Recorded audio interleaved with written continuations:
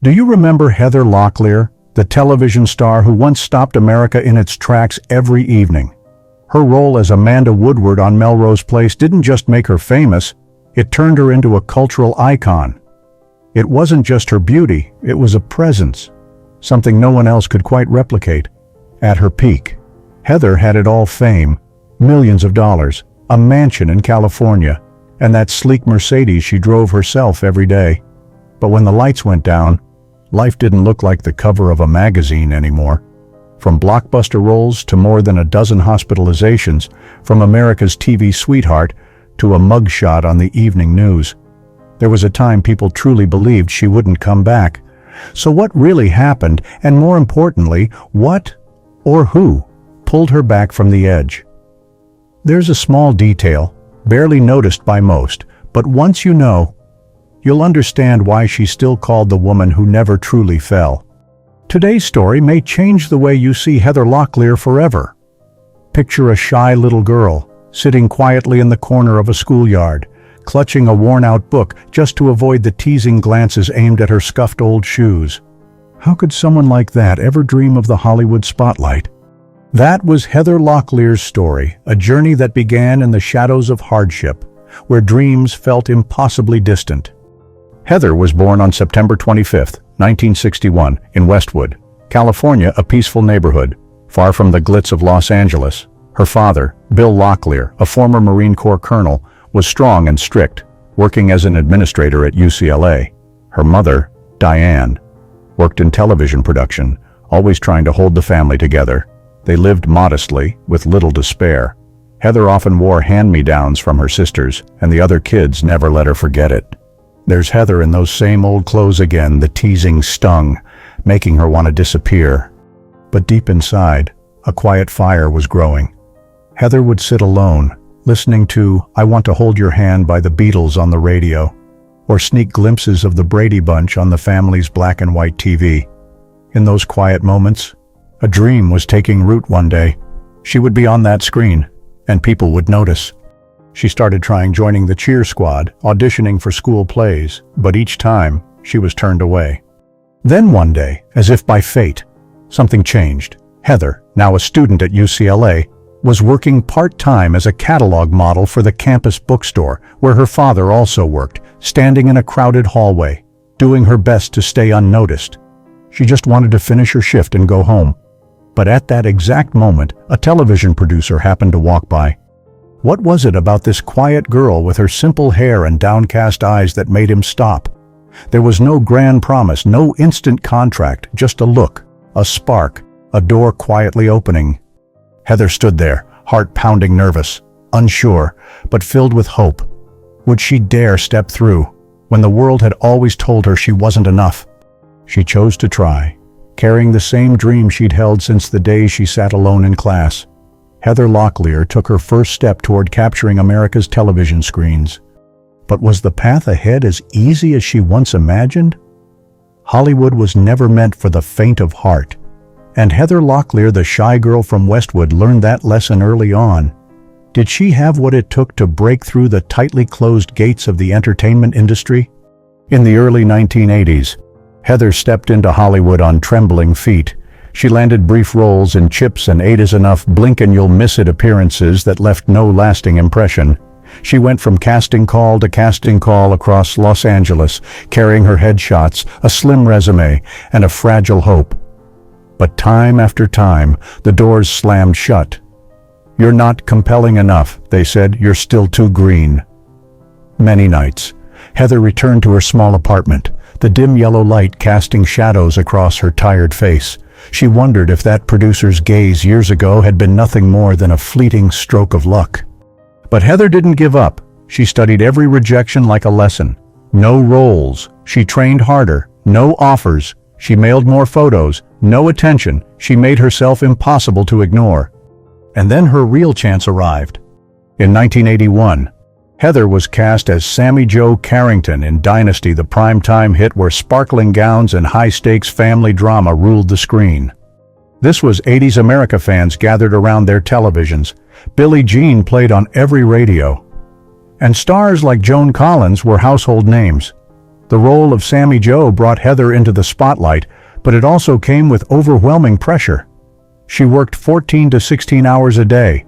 She had to master her lines, deliver every smile perfectly, and never miss a beat. Almost simultaneously, she was cast as Officer Stacy Sheridan on T.J. Hooker, alongside William Shatner, the Star Trek legend himself. Two major roles in two primetime series at the same time. How could a young woman once told she'd never stand out possibly carry both? Behind the glamour were long days of exhaustion. Heather had to stay steady amid stifling sets, punishing schedules, and relentless expectations. But these very challenges sharpened her, preparing her for the turning point that would define her legacy. In 1993, she was brought in as a guest star on Melrose Place. Cast as Amanda Woodward, a sharp-tongued villain meant to appear in just a few episodes. No one expected much. But Heather delivered the impossible. With piercing eyes and undeniable authority, she turned Amanda into the show's driving force. Audiences were hooked, ratings soared, producers scrambled to rewrite the script, making Heather the centerpiece of the series. Every line, every step Amanda Woodward took lit up the screen. What began as a minor part became the role that crowned Heather Locklear the queen of 1990s television. From the girl mocked for her worn-out shoes to a Hollywood icon. But that spotlight came with a new life: wealth, fame, and temptation. Was Heather ready for everything that was waiting just beyond the curtain? In the 1990s, when shoulder pads were everywhere and Madonna's Vogue ruled the airwaves, Heather Locklear stood at the top not because of luck, but because of a role that redefined how women were portrayed on television. In Melrose Place, her Amanda Woodward wasn't just another guest appearance with razor-sharp eyes and commanding presence. Heather turned the character into the soul of the show. Ratings soared, viewers were hooked, producers were stunned. A supporting role had captured the attention of the entire country. Heather received 4 Golden Globe nominations for Amanda Woodward, and later earned 2 more for her performance in Spin City alongside Michael J. Fox. She found success in film with The Perfect Man and returned to TV in Boston Legal and 2.5 Men. Twice named one of People magazine's 50 Most Beautiful People. Her face appeared in L'Oreal ads across the country. She didn't follow trends, she was the trend. But where did all that fame lead her? Unlike many of her peers who flaunted their status with Beverly Hills or Malibu estates, Heather Locklear chose a quieter life in a private home in Thousand Oaks, California, valued at around $1.5 million. It wasn't gilded or palatial, but for Heather, it was where she could come home. The house blends modern comfort with rustic charm. Muted tones of beige and soft gray create a calming warmth from the moment you walk in. The living room features vaulted ceilings, natural wood floors, and minimal yet cozy furnishings. Sunlight streams through tall windows, opening onto a garden filled with orange trees and lavender. Most mornings, Heather sits by the window with a cup of chamomile tea, letting the soft California light wash over her face. Out back is a long white stone pool that reflects the sky during quiet afternoons. But this isn't a place for loud parties. For Heather, it's where she meditates, practices yoga, and reconnects with herself after decades inside television studios and under the weight of public scrutiny. Even the kitchen wasn't designed for magazine covers. It's her favorite space: a long wooden table, a few pots of fresh herbs on the windowsill, and a collection of well-worn cookbooks she still flips through on quiet weekends. There's nothing flashy here, just the things that bring peace. She once said, "I need a place where I can breathe, where nothing demands I be anything other than myself," and this home is exactly that. Unlike other stars who collect exotic cars to make a statement, Heather Locklear has always done things differently, low-key, yet elegant. For years, she's driven the same black Mercedes-Benz sedan, not ostentatious, but impossible to ignore as it glides down Sunset Boulevard. That car wasn't about speed, it was about steadiness. Soft cream leather seats, a subtle interior fragrance. The back seat always tidy because Heather prefers to drive herself. No chauffeur, no entourage. She likes the solitude, a bit of jazz playing, the wind through her hair, and the familiar roads of Ventura County unfolding ahead. To Heather, the car wasn't just transportation, It was her breathing room between shoots, a rare slice of privacy. When the spotlight refused to dim, someone once saw her parked on the roadside, simply watching the sunset. No phone, no makeup, just Heather, quiet and real. No supercars, no butterfly doors or vanity plates, just a good car and a calm soul behind the wheel. Even at the height of her television fame, Heather Locklear didn't indulge in late-night galas or lavish Hollywood getaways. Instead, she chose privacy, restraint, and a life on her own terms, just like the way she won over audiences not loud, but unforgettable. Rarely seen at fashion events or award shows, if she did attend, she wore solid colors, light jewelry, and minimal makeup, always favoring grace over spectacle. Her taste leaned classic deep tones, clean lines mirroring the strength and poise she brought to Amanda Woodward year after year. Heather didn't spend lavishly. Rather than chasing seasonal designer labels, she invested in stability, a warm home, a reliable car, and a handful of meaningful relationships.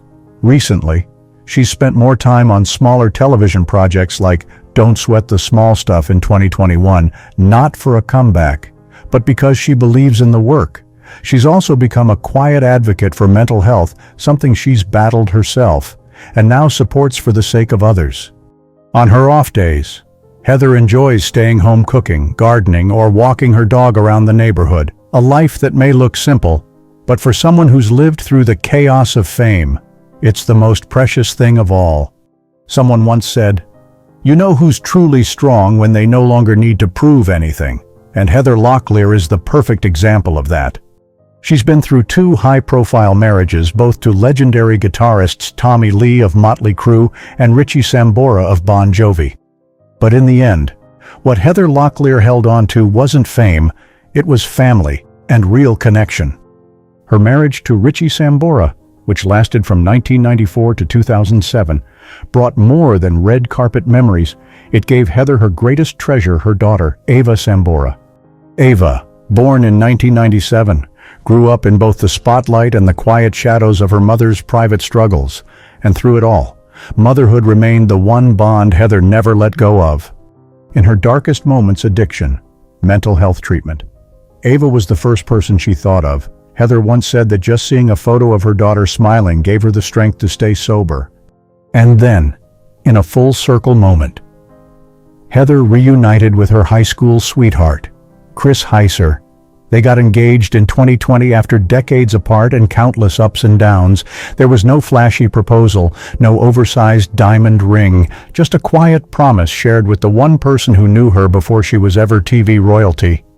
Today, Ava is grown and building her own career, but still appears regularly by her mother's side. From holidays and casual walks to Heather's emotional return at 90s Con in 2024, their bond is visible in every photo. No captions needed, just one look. And it's clear, Heather Locklear is not alone. And perhaps, in the end, family has always been the most luxurious thing she owns. Just when you think you've reached the peak, life can pull you to the very bottom. Heather Locklear was once the embodiment of beauty and power on American television. But behind the red carpet photos, behind the role of Amanda Woodward that kept millions glued to their screens, was a woman slowly unraveling beneath what no one could see.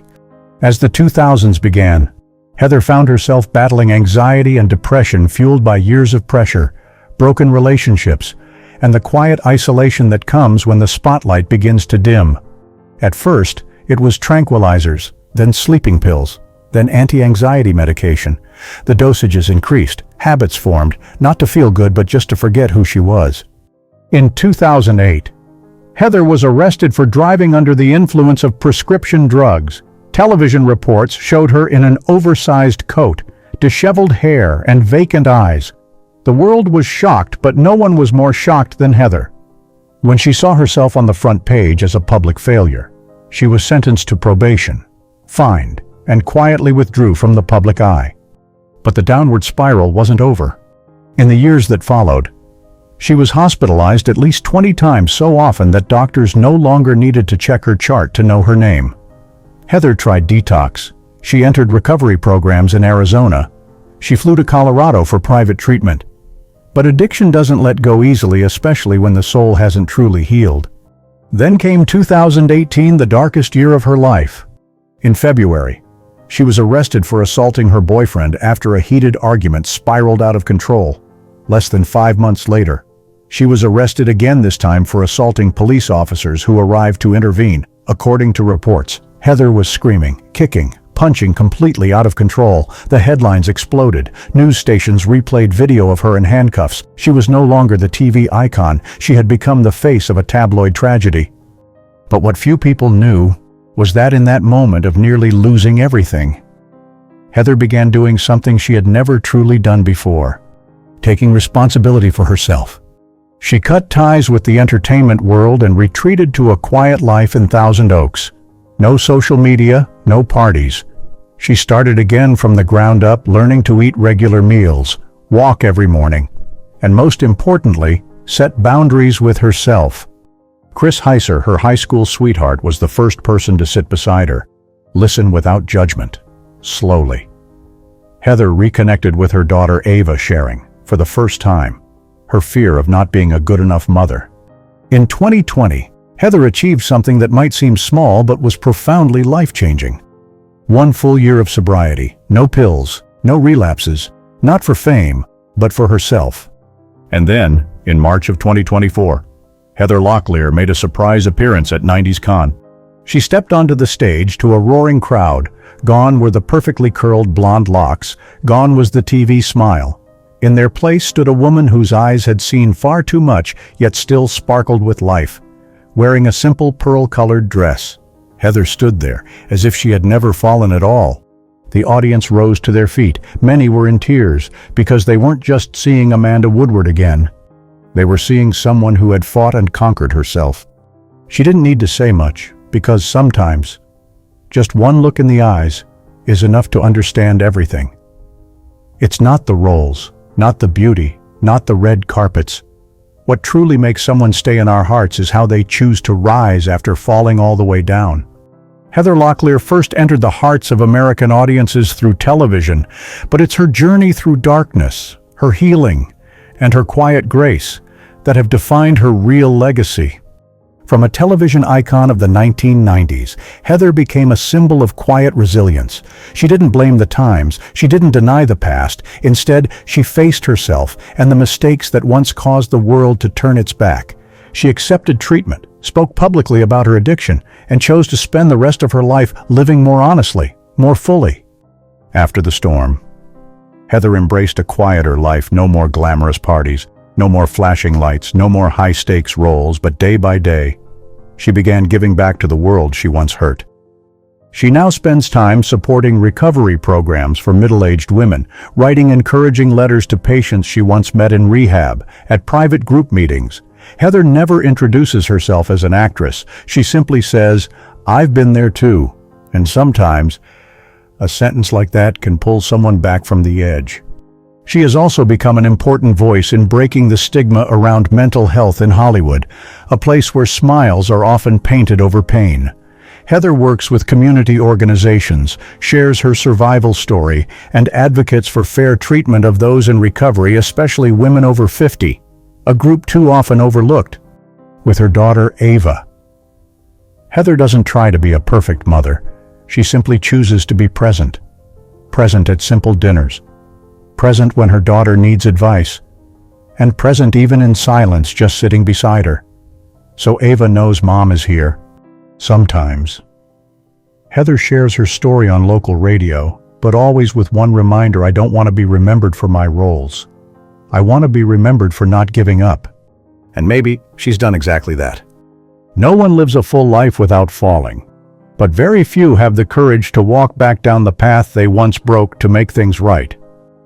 Heather Locklear is one of those rare few. She's not trying to reclaim the spotlight, she's simply trying to reclaim herself. And sometimes, that is the greatest victory of all.